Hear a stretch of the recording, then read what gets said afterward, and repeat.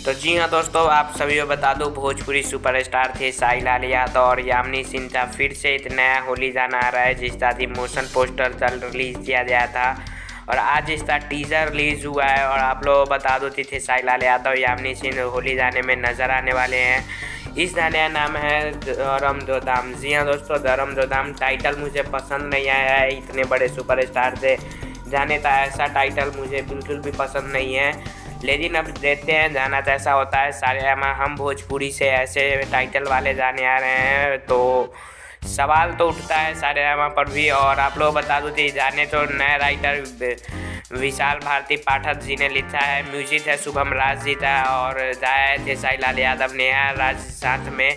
और आप लोग बता दो कि यामिनी सिन्हा एक्ट्रेस से शाम में नज़र आने वाली हैं आप लोग तो।